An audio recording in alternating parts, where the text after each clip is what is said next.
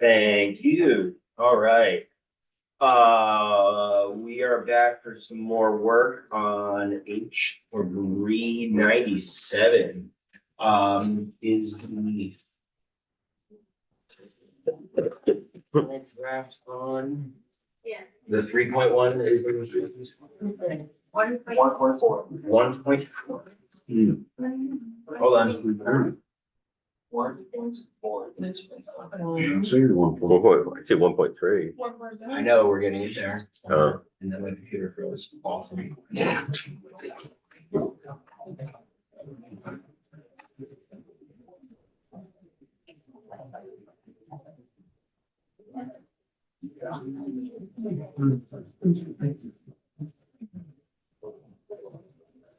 Give it in your inbox, Autumn. What you sent me was 1.3. Yeah, it was much earlier today, correct? 1.3.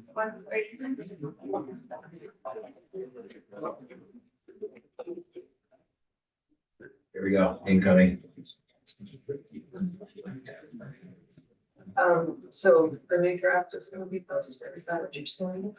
Yes. Thank you. All right, there you go, Autumn, it's coming.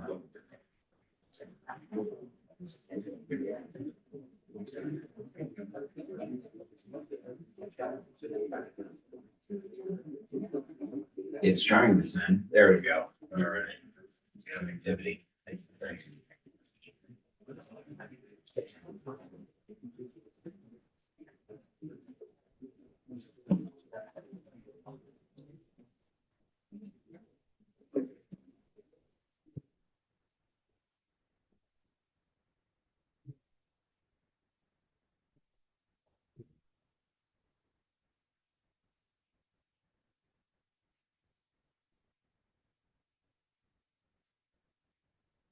All right, May, I'm also forwarding this just to your inboxes. Thank you. We should have it, you're saying? I just sent it to your inboxes. I sent. Oh, in emails. Yeah, yeah, yeah. All right. All right. And it's lagging. There we go. I just posted it. Beautiful. All right. Please, sir, thank you.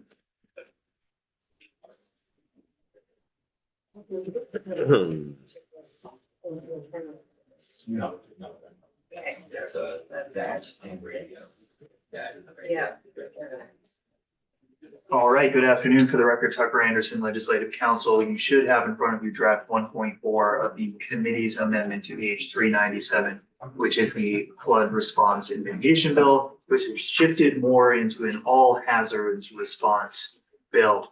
I will note ahead of time that there is some highlighting in this document. I highlighted a few provisions that are the latest breaking sections of the bill, and I highlighted them just so that it would be abundantly clear that these are provisions that I have not been able to fully vet for their legal soundness yet, that I've done my best to edit them and make sure that they conform with the Vermont statutes annotated, but there might still be errors in the language. So if it is going to stay in the committee's amendment, I will make sure that that gets tightened up as you move along. Starting in section 1, something that I'll highlight ahead of time is that all of this is going to look slightly new from the bill as introduced. And that's because many of the proposals have been compressed or have changed their designation, for example, where they are located in statute. And that is the case in section 1. In the underlying bill, all of this language was built into a flood response framework. You heard some testimony about how this is a little bit redundant yesterday. It was redundant because in the bill as introduced, it was very specific to flooding. And then as the committee moved forward and made it more general and applied it to all hazards, it started to overlap with the Vermont Emergency Response statewide plan. So the language now amends that section 20 VSA section 41 to incorporate the most specific provisions from the underlying bill in relation to the framework, brings it into this plan. So if you look through the emergency management plan, there's now a requirement for the division to collaborate with the chief recovery officer and consult with regional planning commissions, VLCT, and Vermont's long-term recovery groups in the creation of the plan. And then if you move into page 2, you should recognize this language from the underlying bill. The plan now must provide a framework for municipalities to develop and implement emergency parking plans and subdivision A, municipal plans and systems to ensure that vulnerable populations are contacted and visited to ensure their safety and wellness during an all hazard event. That's sub B. Emergency notification systems that provide real-time alerts. That's subdivision C. And finally, training to support the officers and staff that municipalities are required to maintain following an all hazard. So, any questions on section 1? All right, all gas, no brakes. Section 2. Section 2 contains the voluntary buyout program for flood-prone properties. Formerly, this chunk of the bill had a few homeowner assistance programs built into it. This has now been trimmed down to just the voluntary buyout program. This requires the division and ACCD to establish and maintain the voluntary buyout program for flood-prone properties. And the program will allow municipalities, at the request of the owner of a flood-prone property, to apply for funding to cover the purchase price of the property. That price shall be the full fair market value of the flood-prone property. Both in the underlying bill and here in this amendment, there is a policy choice that is distinct from the current voluntary buyout program that is being operated by the state. And that distinct policy choice is that the current program has a requirement that when the property is bought, that it be dedicated solely to green space and flood mitigation. Essentially, it has to carry a covenant against redevelopment. It won't be used for commercial or residential purposes in the future. It is being bought out for flood mitigation and it is essentially kept as RPO property, right? That's not here. And I'm flagging that because the most late-breaking language that has been added to the bill relies in part on preservation of these bought out properties being used exclusively for green space. So we'll get to that in a moment. Any questions on section 2? Just a real quick one, and Yes. or maybe we're gonna go over it, and maybe we've covered it if I forgot, my apologies, but money's coming from where? Do that? That's part of the questions that we're sussing out within this. Yes. Okay. Yeah. Okay. And so that is like, I mean, I'm Sure, saying it's a question. noble idea, but I'm just, no, it's gonna be for sure. price tag. Yep, Yeah. for sure. Yeah. But component of the conversation, All right, yeah. Okay. And one of the things we'll just go through this, okay. but noted Mhm. and aware. So now we'll move into the reimbursement program. This is one of the latest breaking parts of the bill. This would add a new section 3710 to title 32 to establish the voluntary buyout reimbursement program. The program is established in subsection A, and its purpose is to reimburse municipalities for the value of municipal property taxes associated with flood-prone properties that are acquired by a municipality pursuant to the voluntary buyout program. Now, I included the bracketed language here because this is what was proposed in, I believe, and the chair can correct me if I'm wrong, the governor's initial proposed budget. Is that where the language? Yes, okay. I believe so. That language said to preserve as public space with a permanent restriction on development. That is not contained in the previous section of the bill. Subsection B.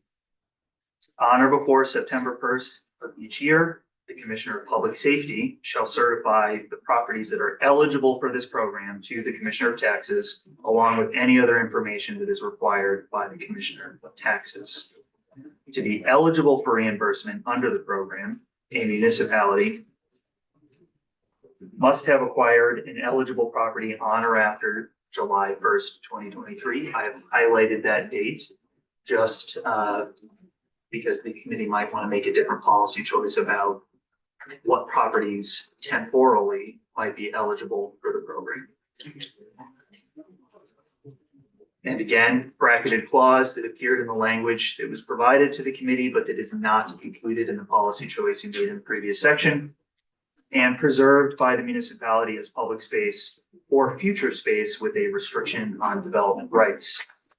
The Commissioner of Public Safety shall first certify properties pursuant to this subsection by September 1st, 2025. So on September 1st, 2025, you have the initial list of eligible properties that could be subject to reimbursement.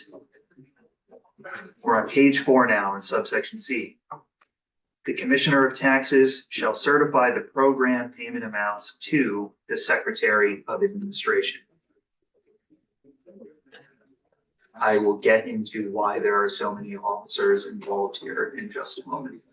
The Secretary shall make an annual payment to each municipality for each eligible property to compensate for the loss of municipal property tax. The payment shall be calculated using the grand list value of the acquired property for the year during which the property was either damaged by flooding or identified as flood prone by the Commissioner of Public Safety, multiplied by the municipal tax rate, including any sub-municipal tax rates in effect each year. The payment shall be made on or before January 1st of each year for 5 years. There's a lot of tax stuff happening in here. And I promise you that I would explain why there are so many officers involved.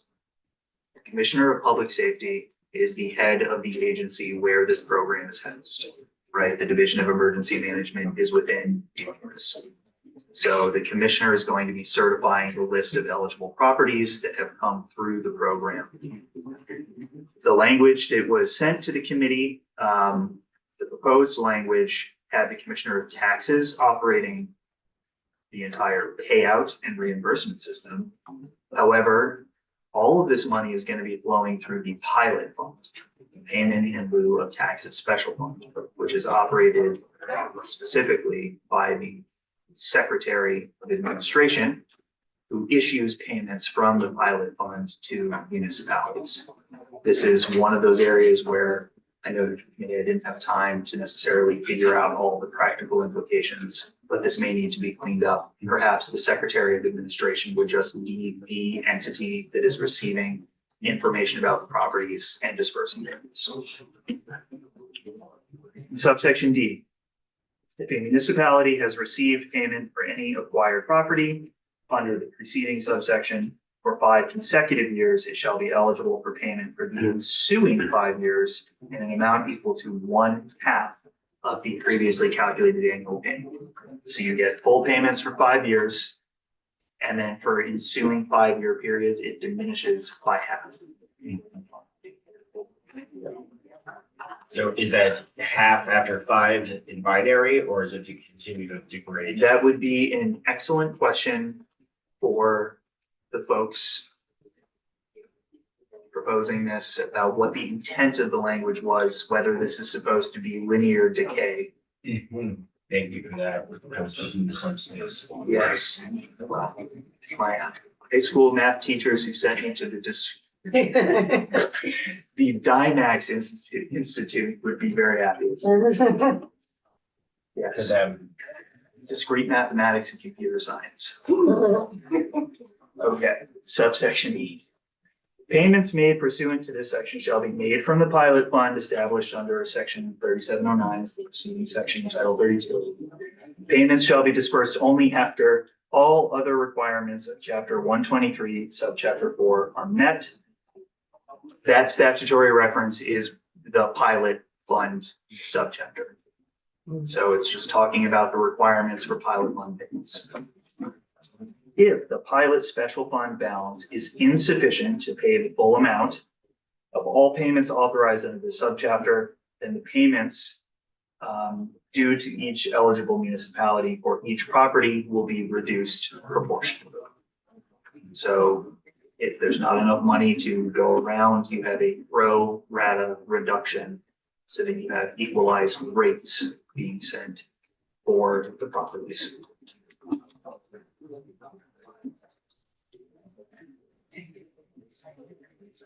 Okay. If there are no questions, we can move into section 4.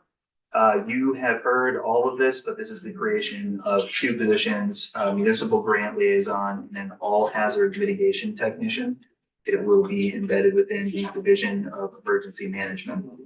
The grant liaison is going to be dedicated to grant research, coordination between municipal corporations and FEMA, and direct assistance to municipal corporations for the acquisition of grants.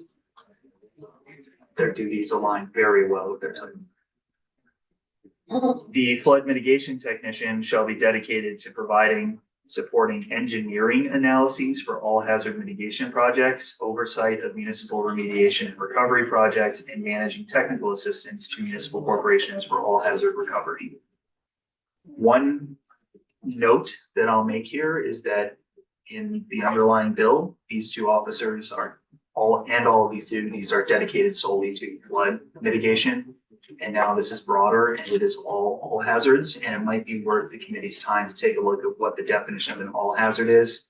Because now, for example, an engineering analysis around a mitigation project for an all hazard has gone from floods to everything to chemical spills, nuclear radiation.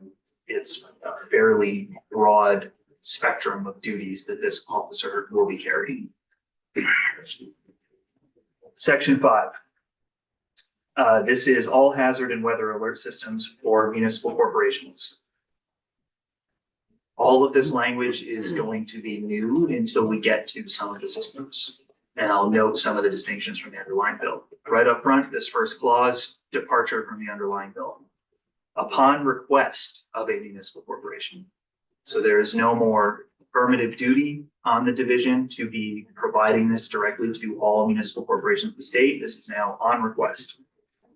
And in collaboration with RPCs and VLCT, the division shall assist municipal corporations with access to and development of the following: surface water flood monitoring devices that automatically trigger notification systems for emergency services providers and residents, alert systems that are integrated with statewide weather alert systems for real-time updates during severe weather events, and connection to a statewide enhanced weather alert system that predicts local and regional conditions using advanced modeling and issues real-time warnings for flooding, blizzards, and ice storms through multiple communication channels. So you've got the 2 technological pieces up front, and then you've got the requirement to connect them with a statewide weather alert system. Section 6, if we are ready. Yes, 413, we're ready. The division, along with the Chief Recovery Officer, the Agency of Commerce and Community Development, ANR, and the Agency of Transportation, are required to conduct a needs assessment to identify any staffing, resources, technical needs, or authority needed to carry out the provisions of this act. The division is going to submit a written report containing these needs assessments to Appropriations, your committee, and the Senate Committee on Committees on Appropriations and Government Operations on November 15th, 2025. Really only one change in there, which is shifting back from December 15th to November 15th. Thank you. We're on the last page and the last 2 sections. Really just one substantive section to discuss here. That's section 7, containing the appropriations. There are now, say, 2.5 appropriations here, and one of them is highlighted because I'm not certain it's actually an appropriation. First, in subsection A, you have 2 appropriations to the Department of Public Safety. The first is for $275,000 to support the 2 positions that we discussed earlier, the grant liaison and the technical assistance provider who's doing the engineering analyses. Second, $950,000 to support the urban search and rescue team created pursuant to 20 VSA section 50. Is in the act they passed last biennium for emergency response. Subsection B, this is all new. In FY 2026, the sum of $1 million is appropriated from the pilot special fund to the voluntary buyout reimbursement program established pursuant to 32 VSA section 3710, which is the program that we touched on in sections 2 and 3 or 3 and 4. Short-term memory, not great. Long-term memory, fantastic. So, what I'll note here is that this language is probably going to have to change if it's going to stay in the bill. Typically, an appropriation is made from a fund to an agency for the administration of a program, some sort of discrete duty to pay for new positions that are created within that agency. But here the money is shifting from one special fund administered by the Secretary of Administration to a program that is administered by the Secretary of Administration. So I'm not certain that this is supposed to be an appropriation so much as a directive to move money from the special fund into a discrete program.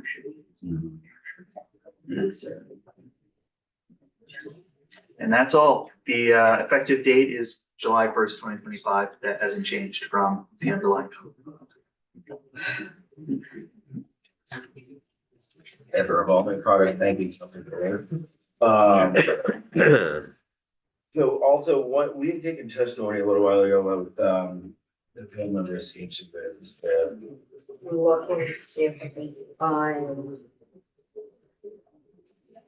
the conversation that we had and Representative Hooper of Burlington, I think it was more active in this with the radio, the broadcaster Community support. radio Community radio station. piece. And we also have Wendy Mays here, who might be able to help us. And we had discussed, as things just been evolving so much, I wanted to make sure we spoke to all the things we had discussed intent on inclusion here. And I recall us in the veg memo weeks, Rep. Boyden, H307. we had spoken to the inclusion of that language in here. And I wanted to circle back to that conversation while we're doing this. I feel like we're at the point right now where we're doing like one of the final larger revisions as we come in. So I wanted to make sure we touched on all this stuff before we got into Thursday and Friday. So that's the lead. Intention was to include that language or something similar there too. See, Rep. Hooper, Burlington shaking his head. Are you following us? That maybe this is a place to include the language from Yeah. 307. Yeah. Which Because- is the community radio station grant program. Please, Bob. Well, we already put the money in VAA, but language that continues to, We continue to earn the points. yeah. Yes. And it went in the budget, not the VAA, right? Right. That was my But question. the budget Yes, memo. Good flag. Yes. I knew what you were saying, Bob. Don't start. Lisa, I don't know. Yes. No, you're right. For our budget recommendation for the 2026 big bill, correct? Yeah. So this language, including it in there, would just affirm the point. So I feel like we should put it in my Brent's course. It's agreeable. It's a total of $205,000. Rep. Boyden? Just a process question. Sure. You can take language from a bill that you don't have jurisdiction of, or like that we don't have possession of. Good question. Yes. Yeah, we're. Yeah. It's open for. And that was something that had been flagged when that bill got sent to another committee, that it was something that we should discuss here. So that is a very well documented chain of, understanding throughout the building, or at least in the house. So that's something that we Does that sound like a yes to include, if we could? ask Tucker, if we could I see include him that. scribing away. Thank you, sir. And then. And then to Tim Ash, the auditor's office, sent an email not long ago that was like something wrong.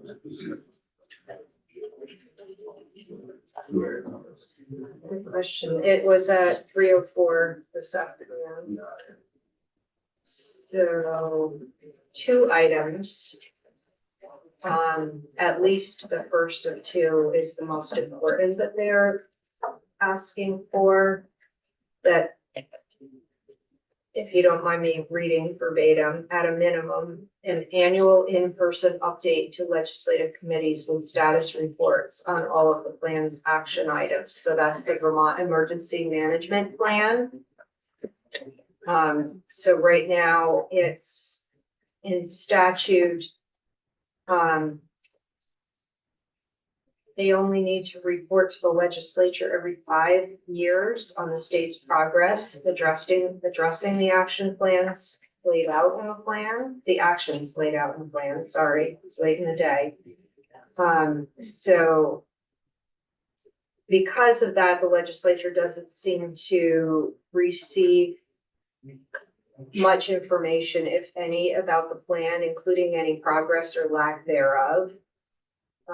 So their concern is that we really don't know how things are going, and are asking us to ask for at least an annual in-person update. And I just forwarded the email. I was about to say, we don't have the email. I just forwarded it. Thank you. Now we do. I heard you, but we did not have it before, and I'm not. No, you didn't, I didn't learner. mean to suggest I that needed you to had see it it. before, sorry. Yep, thanks. I think that makes sense. Any discussion on that inclusion? And that would, I think, Tucker, go in section 5 Should we with get- report, Yeah, 6, sorry. Yeah, I know, I got it in the Whether deck. or not, at this point, we don't actually have any. If you statute could, that we're- yeah, Eric you. Warren, Director of Vermont Emergency Management. There's no requirement that we report to the legislation at all every 5 years. The governor promulgates it once every 5 years. Okay, So that puts us a little bit in the other direction. Yeah, I'm not against coming in once a year and saying how it's going. When I started in this position 2 years ago, the idea the STEP gets updated once every 5 years, I took that off the table. It gets promulgated once every 5 years, but it gets updated once a year. So I don't see it being an issue to come in and say, this is what we changed this year based on the after action reviews of events during that year. So it shows progress, because that's the system we already have in place and we're already doing it. So and what time of year do you do that typically? it would be annual at the end of the year. So if it could be at the beginning of the next year, say January, February, Okay. we would report on what we did last year. Do we include a date in this that we would like the report by? I mean, looking into the week. Maybe Like a January 15th date? sounds good. Is that reasonable to you? Okay, that's great. So Tucker, was that section 6 where that goes, or was I off base on that? Section 1. Oh, section 1. Well, I was really So off base. I believe what was pointed out is that the only requirement is that the plan in 20 PSA section 41 is updated not less than every 5 years. Or not more than every 5 years. So there could be a new subsection B that says that the division shall appear before the committees of jurisdiction. Maybe not later than the last legislative day in January. January 15th might be a tight turnaround in a year like this one where the General Assembly commenced so late after the first week of January. True, yes, thank you. reminding us. Okay. Does that sound agreeable to you? Sure, happy to do it. Thank you.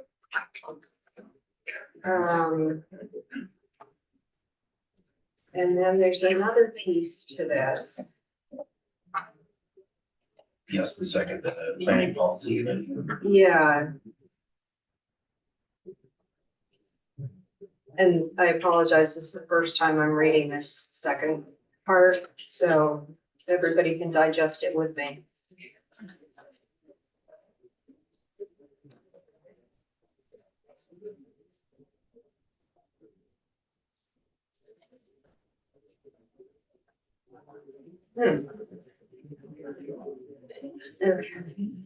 I don't know if I can decide anything on this at this point. It would need Just reading it. testimony. Yeah. Yeah, I don't, No, and we can, and deputy auditors willing to come in, we take this back up. okay. Yeah, All right, no, I just wanted to put it because I got, while we were on the floor, I received the Yeah. email and Okay. multiple text messages.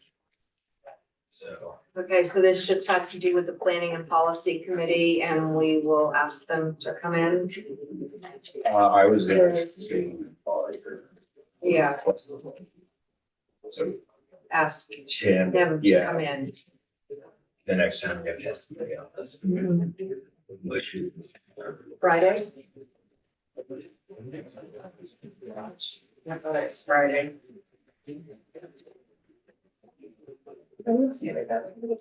Yeah, it's Friday. We had it penciled in for either morning or afternoon, doesn't matter.